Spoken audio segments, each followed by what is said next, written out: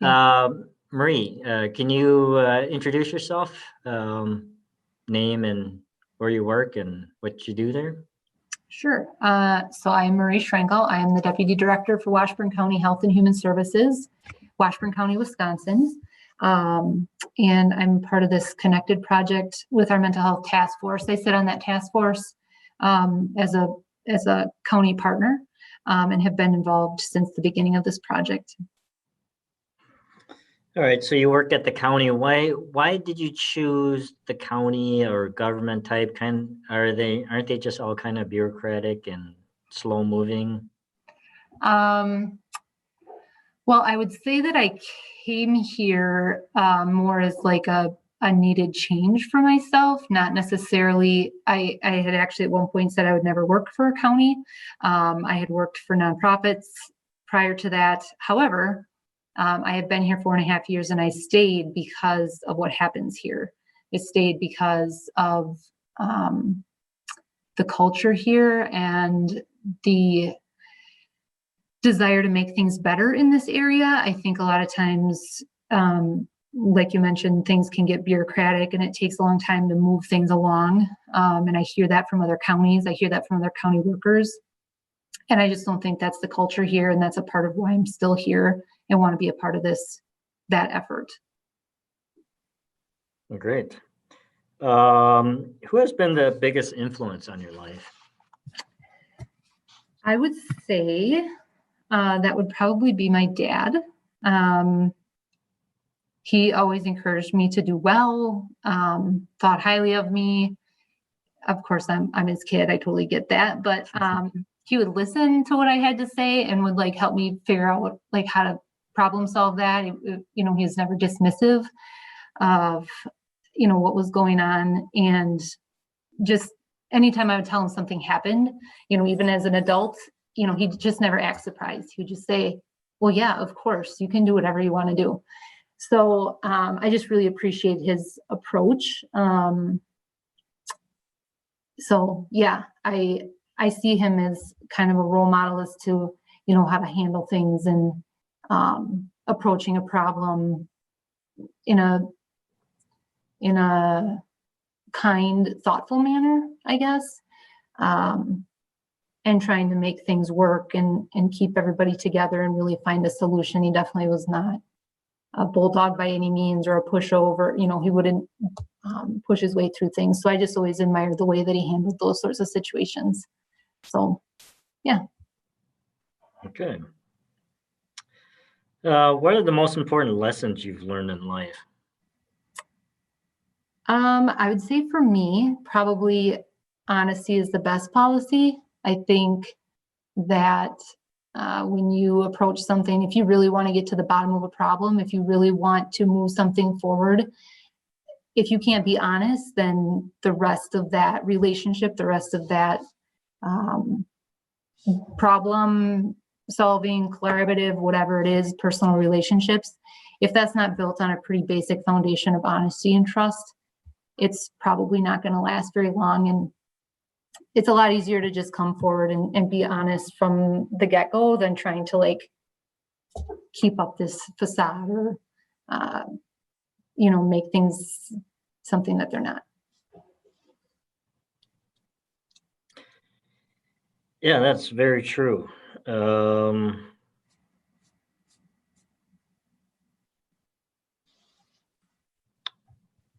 What do you think your future holds? I don't know. Honestly, I saw that on, the questions and I didn't have an answer for that. I'm not sure I've ever had an answer for that, even growing up. I didn't have this perfect way that I expected things to go. And I guess even looking forward, I don't know what 10 years looks like. I mean, there's some things I would say shorter term that I look forward to, how I want to raise my kids, how I want to do my work, how I'd like to see things look in the future. But what my future holds, I can't answer that. I don't have an answer. But by the smile on your face, you kind of you kind of seem like you might have an optimistic view of the future. Yeah, I mean, I think I'm happy with where I am at for myself. And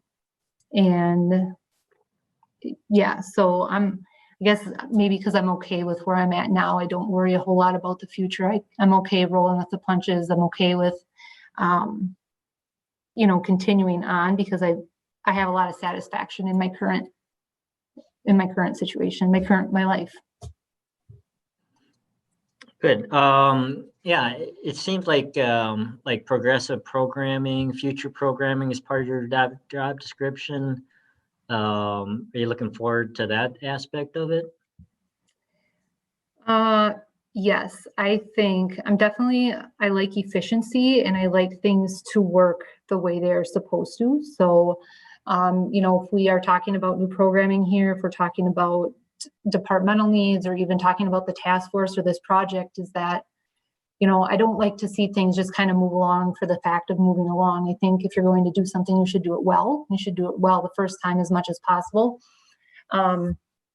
So, in terms of programming the Connected Project, the Healthy Minds curriculum that we, have established, the youth wellness screen that we have been doing.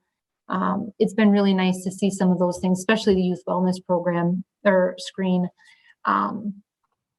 We're in a situation where that is working out as well. It's functioning as well as it possibly could. We're meeting the needs of our students.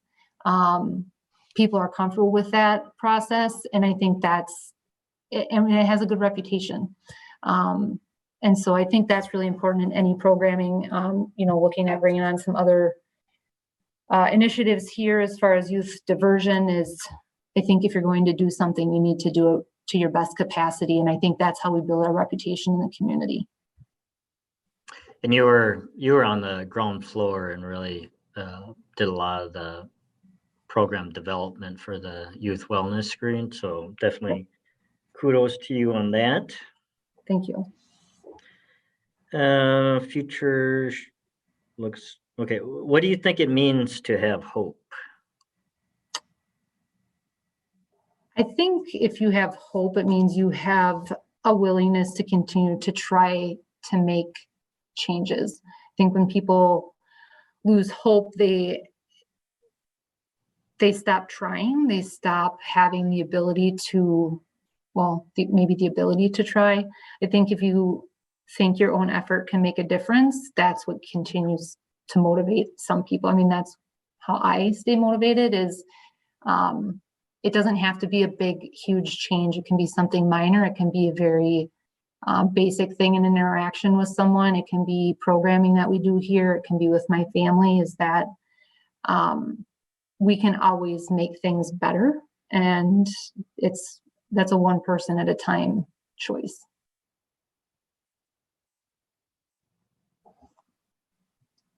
When have you felt most hopeful?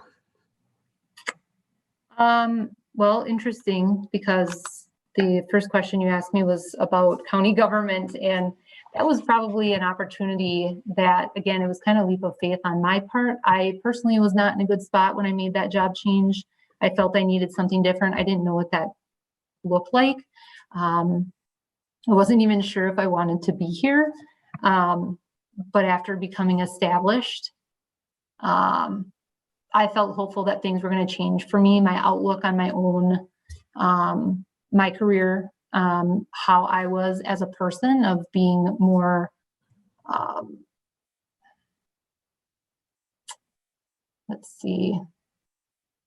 more myself. Some things had changed in me in that previous job, just maybe because of burnout or other relationships with how things are operating there. And that change had a huge impact on me, on my career, but also what it looked like for my family and how I was handling some of those other things. So that made me feel like things could get better and I could get back to being my old self that I felt comfortable in. Why do you think you were identified as a leader pretty quickly where you're at and have had a pretty fast trajectory to the position you're at now? What makes you a leader, I suppose? I think that I'm willing to problem solve. If there's a problem, there is a solution. I'm willing to sit down and talk about that. Some of that might be difficult. I think I'm a pretty good listener and trying to understand things from another person's perspective, and at the same time, not getting caught up in something or letting molehills become mountains, and just trying to, how do we move forward and how do we make things better? I always think something can be better, and so I think when you're willing to take the extra step or work with other people to problem solve, that they appreciate that to some degree. And when things actually get better, it makes it that much easier. People are happier. They want to be a part of something like that.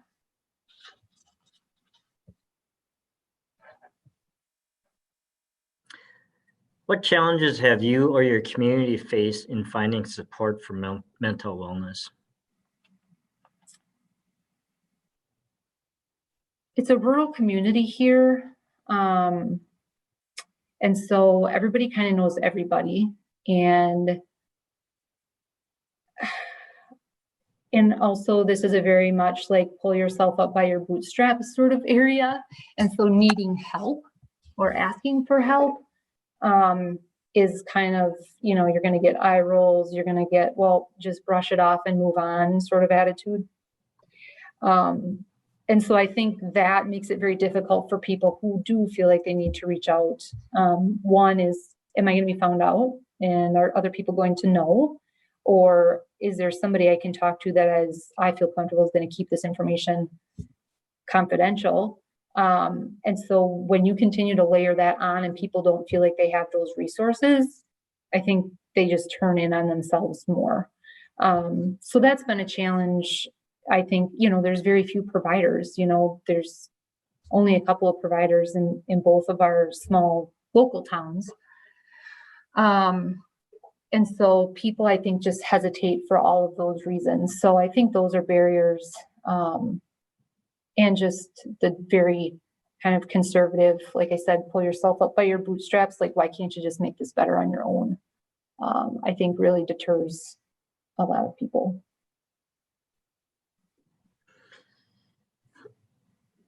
What's most important to you in your mental health?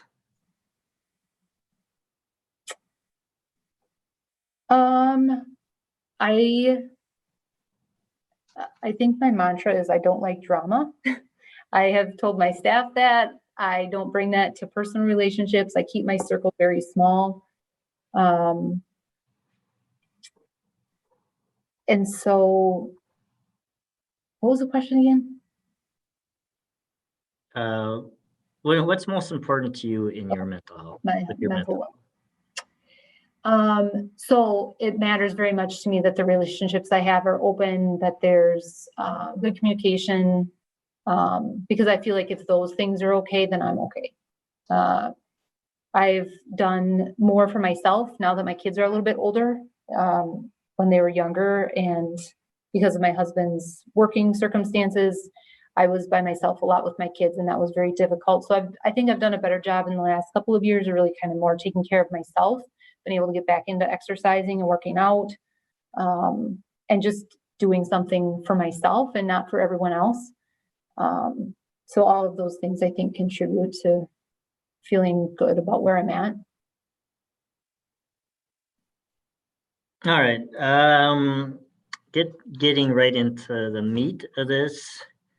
How did you first learn about the Connected grant and what Washburn County has done since then? So how did I first learn about it? Is that the question? Yeah. Yeah. Yes. Yeah, so it was a grant opportunity that was brought to our attention by another task force member that was kind of like, hey, this kind of fits with what we're doing. I wasn't a part of that grant writing process. So, it was like, okay, cool, and then ultimately got more involved as we, started applying. We did some interviews and things like that. And then once I really got the understanding of what was going on, it was like, okay, this is a big deal. This is pretty exciting stuff. So, yeah, it was just someone who happened to fell into the right lap at the right time, and it fit really well with the initiative that we already had going on. And you've been a part of it from the very first day. Right. How would you describe it to others? And not just our project, but the overall experience? Well, I think it took us a while to understand the meaning of pilot. Like, we're pretty used to, again, we're county government, so pretty used to having grants where they tell you, hey, here's what you need to measure, and here's what you need to do in your grant, and here's the steps to get there. And when they said, well, you're a pilot, and we're like, but tell us what to do.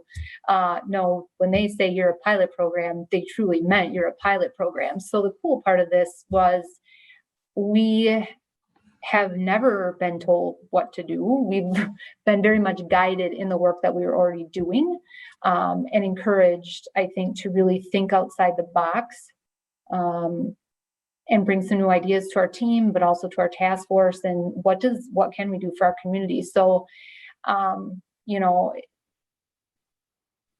the idea of really taking our own idea and expanding on that has been really refreshing and pretty exciting, because I think we've done some things that we maybe thought we could have done, but I'm not sure we would have. One, we would not have gotten here this fast, and two, I'm not sure we would have taken this path, as far as like having youth-led programming and having the youth brought on in the capacity that they've been brought on. I think early on, something that struck with me was kind of youth involved versus youth led. And that's a concept we've been trying to instill into our task force for a while, because not everybody buys into that idea. You know, it's one thing to say, yep, these are our token staff over, or token youth over here, and they attend, but ultimately they don't actually have a vote. They don't actually get to be a part of any of that. And I think our task force has done a really nice job of, and our task force coordinator doing a really good job of actually moving that forward. Our youth are voting members now on our task force. Our youth are driving the bus on our youth-led or peer-led group. They wrote the curriculum. They decided how they wanted to market that. They are deciding how they're going to facilitate that. They went out and got support from the school on their own, which we could not get into the school to help ourselves at all. And the youth did that. They set up a meeting and they took hold of that and made it their own. So I think that's been part of the coolest stuff I've seen come out of this project. Is there a particular story that stands out in your mind when you think about this program and its role in your life? Or a particular place? I think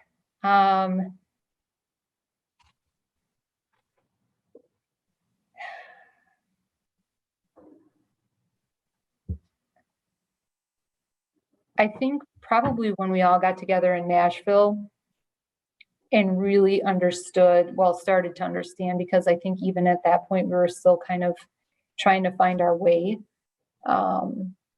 was how much emphasis they put on the youth piece, and how much, I mean, you have to be pretty vulnerable in all of those, the breakouts that we did and the activities that we did, and really kind of building our team. So I thought that was awesome that they really helped us facilitate that, because again, I'm not sure that's the direction we would have gone with our task force or with this project, or certainly not at this speed or this capacity, if that would not have been the foundation for this grant. So I would say that was a pretty awesome experience to be a part of that and kick us off into this project. As far as its role in my life, I think I changed some of my personal views about youth. I would say I was definitely more along those lines of, we're professionals for a reason. We went to school for this, let us take care of it. And that's really silly thinking. Our youth have the ability to kind of tell us, hey, this is how it is. Professionals don't. Sometimes they overthink things, and we want to take such this long process, and we have to do this. And the youth, I think, really balance that out well. So And I think it's really important to promote that. So the youth wellness screen has come up a few times, like just in my personal life, like people will say, oh, my kid did this, or do you know anything about this? I'm like, yeah, absolutely. I know about that. Let me tell you more. And I'm really excited to share that and let people know what is happening in our community, but also the role of youth. I think one thing that struck me, I don't remember which, maybe when we were together in Nashville or maybe Denver, there's always kind of this attitude that like youth are aloof or youth are always on their phone and they're not paying attention and they're self-involved. The adults were on their phones way more than the youth ever were. And they knew what was going on. And it was the rest of us that are trying to stay connected to our work life and checking our phone and what's happening here and checking in on home. And they're like in the moment, this is what's happening and they're excited to be there. So it brought a new appreciation, I think, for just youth in general, giving them what they deserve as far as time and appreciation and, equity on this team, equality on this team.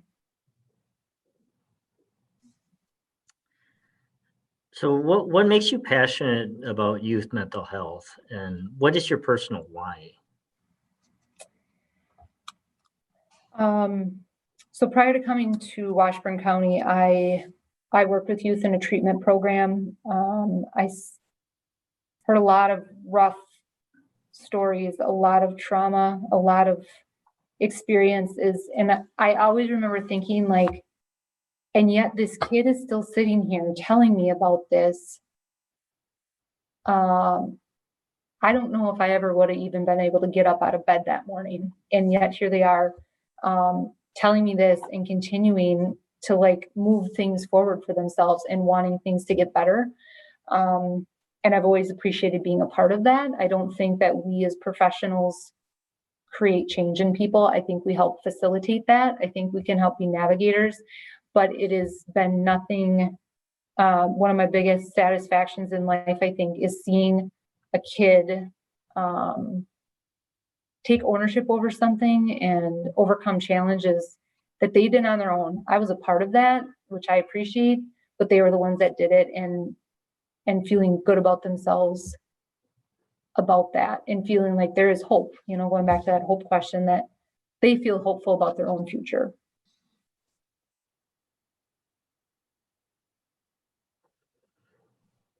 Okay. It's kind of similar, but what has it been like for you to be part of the Connected Learning Network? I have appreciated the opportunity. I like to learn something new every day. I do learn something new every day. And I have really appreciated some of the pieces of this project, especially like the coaching calls, the pilot calls, meeting with our team to really think outside the box and expand my own thought process about what things can look like. Like I had said earlier, I like things to be organized. I like them to be efficient. I like things to work well. And this has kind of helped me, like, sometimes we have to just try something. Sometimes we have to let the youth run with this and we'll help them work through that. So I've appreciated just the opportunity to expand my own experience and, seeing what the other pilots are doing, that we're not alone in some of the challenges that we have, even though we're from all across the country. We're all in some ways experiencing the same things and in other ways experiencing much different challenges. So that has been a pretty cool experience to just engage with professionals and teams from other parts of the country doing similar work.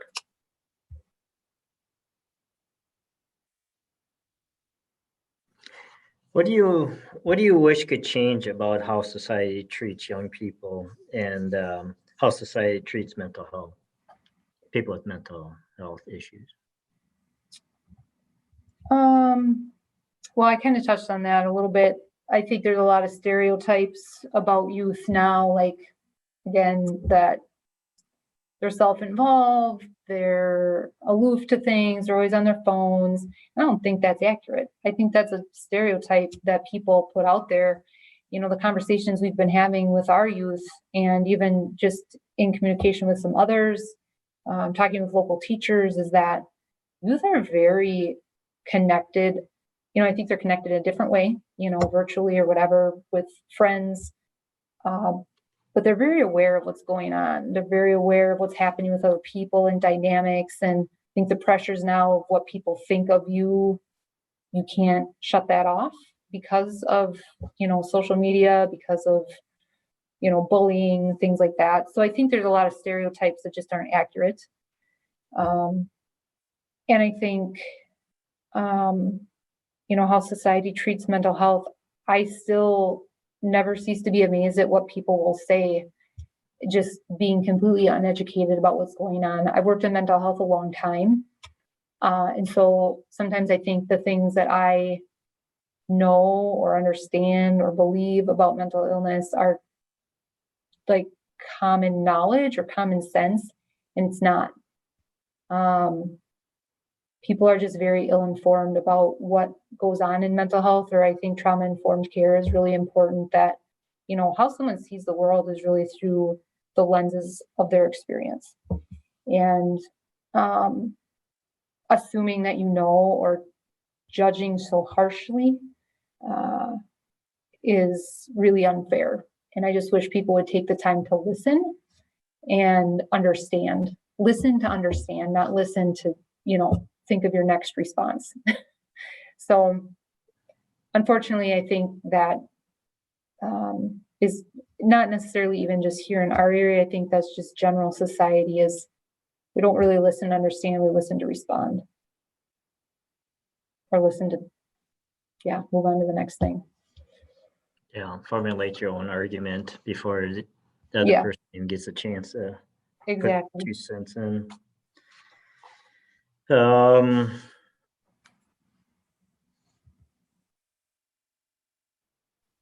was going to ask you about what do you think about do you think that our country's become more polarized? But I don't think we need to go there. Let's not go there. Let's not go there.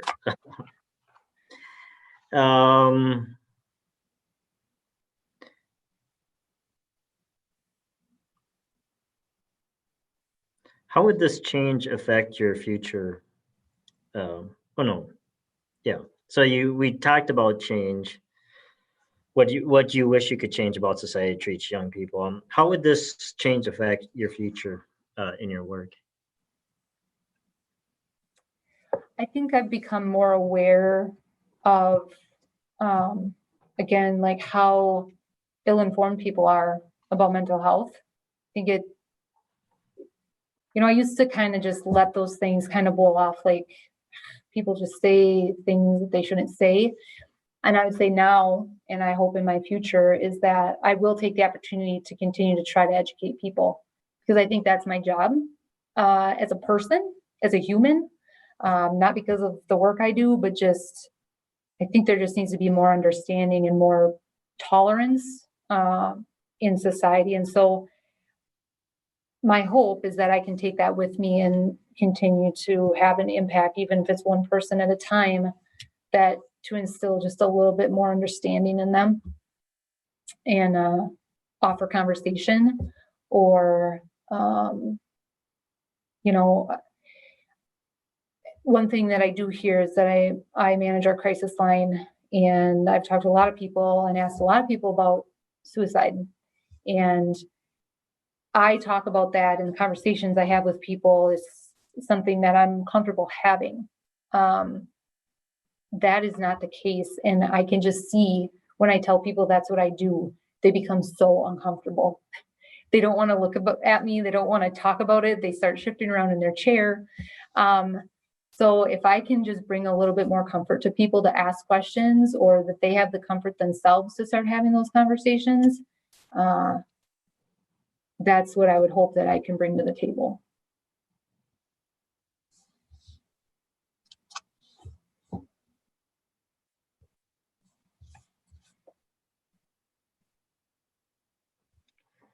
All right.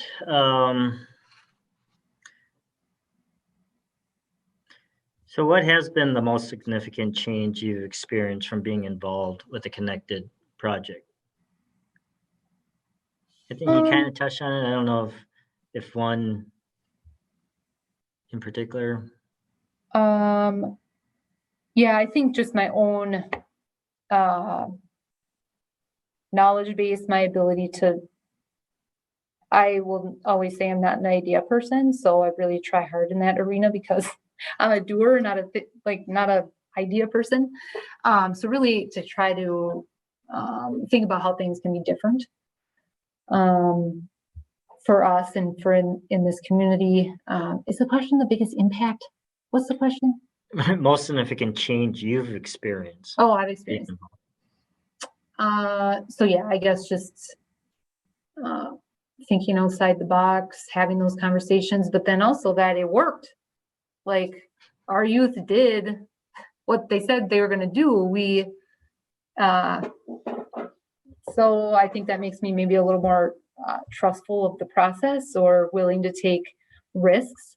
Is that, yeah, it may not always work out the way you anticipated, but it doesn't mean it's not worth trying. So I'm hoping I'll be a little bit more open to those sorts of things and encourage that conversation, encourage ideas, be a promoter of those sorts of things. Are you by nature a risk taker? Negative. I'm not a risk taker. So little bits at a time. Yeah. So yeah. No, was it no risk, no reward kind of deal sometimes? Yep. I know where I'm going. I know how it's going to turn out usually, but I can handle a little bit of risk every once in a while. So that's been a cool thing to see in this project. So how will this change affect you in the future? I think all your experience with Connected has changed you. How will the overall change affect you in the future? Well, I kind of answered that a little bit ago. Answer it again.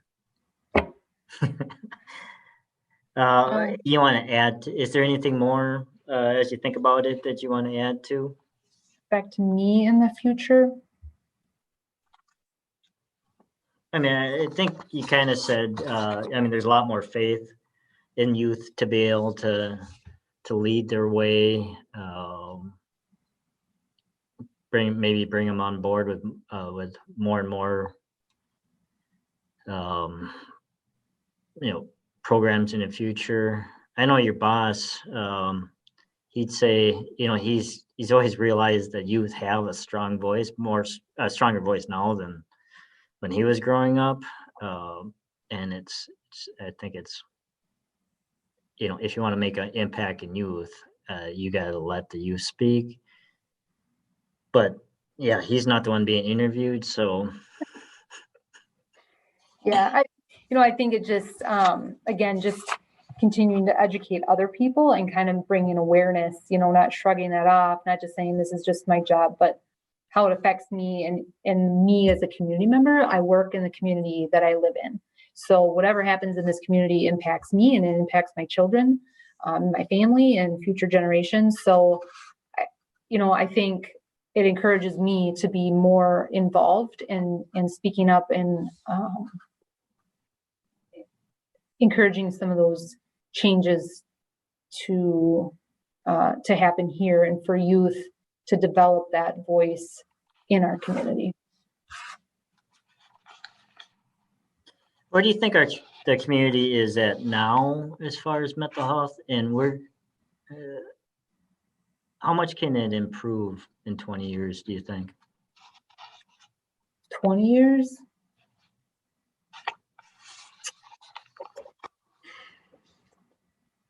Well,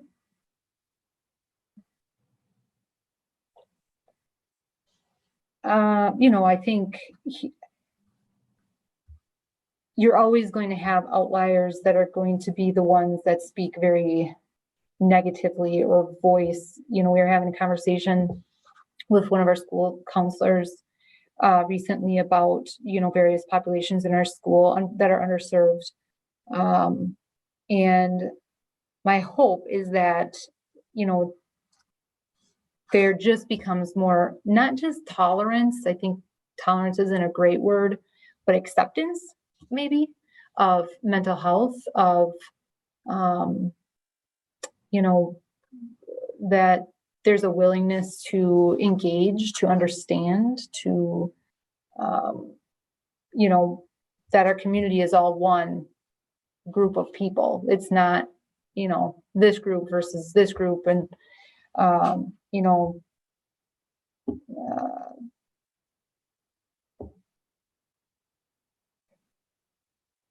I'm struggling with this question to answer it appropriately. So I think in 20 years, that there's just more well-informed people in our community, but then moving, you know, right now we're hoping for tolerance. I would like to see acceptance. How's that? Right. Is there anything you'd like to add just to recap everything? Maybe a question that really didn't get to something that you really wanted to promote or say about the Connected project? I think just the opportunity to really, it was our project and our idea, and that was strongly encouraged. It was guided, and I think that helped us make some decisions that maybe we wouldn't have made without that guidance, like how we utilize our youth, how involved they've been in our task force, and even that, I mean, we're still working on that with some of our task force members.